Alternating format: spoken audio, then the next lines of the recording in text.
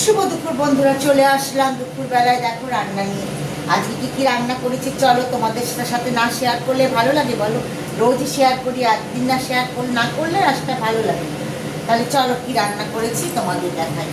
ভাত হয়ে গেছে, আর এখানে কি বলো তো, কালকের আলু সিদ্ধ মেখেছিলাম, সেই আলু সিদ্ধ মাখাটা অনেকটা রয়ে গেছিলো, তা হচ্ছে ফেলে দেবো।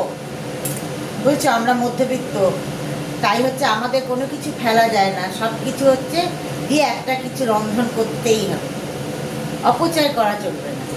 তাই সেই আলুটা দিয়ে এর মধ্যে কাঁচা পেঁয়াজ, কাঁচা লঙ্কা, বেসন দিয়ে ভালো করে আলু সিদ্ধটাকে মেখে দেখো বড়া করেছি, একবারে মুচমুচে বড়া। আর এখানে হচ্ছে করেছি বেগুন ভাজা, আর কালকে ডালও রয়ে গেছিলো অনেকটা, সেই ডালটা কি করবো, তো ডালটাকে শুকনো করেছি। দেখো এটা কাঁচা লঙ্কা আর কাঁচা পেঁয়াজ কাঁচা তেল দিয়ে মাখবো খাওয়ার সময়, এখন না। তা বড় ভাজা আজকে ভাজাগুলো করেই নিয়েছি, কেন আমি খাওয়ার সময়তেই ভাজি বন্ধুরা, কিন্তু আজকে ভেজে নিয়েছি। হ্যাঁ, তারপরে কি বলতো, খাওয়ার সময় ভাজতে গেলে না অনেকটা দেরি হয়ে যায়, পুজো পুজো করে দেরি হয়ে যায়।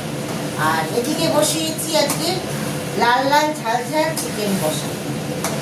দেখো দারুণ এসছে চিকেনের কালারটা, দেখো লাল লাল ঝাল ঝাল একবারে চিকেন কষা বসিয়েছি। আর খাওয়ার সময় বড়াগুলো একটু ভেজে নেব, সামান্য একটু তেল কড়াইয়ের মধ্যে দিয়ে, নাহলে মাইক্রোওভেনেও গরম করে নেব। খাওয়ার সময় বেগুন ভাজা আর হচ্ছে বড়াটা গরম করে নেবো, কেন ভাতটা তো আমাকে গরম করতেই হবে বন্ধুরা, হ্যাঁ ওগুলোও গরম করে নেব। ওই জন্য আজকে করেই রেখে দিয়েছি। তাহলে তোমাদের কি দুপুরের মেনু সব কিছু দেখিয়ে দিলাম বন্ধুরা। তা এখনকার মতন টাটা, পরের ভিডিও নিয়ে পরে আসবো।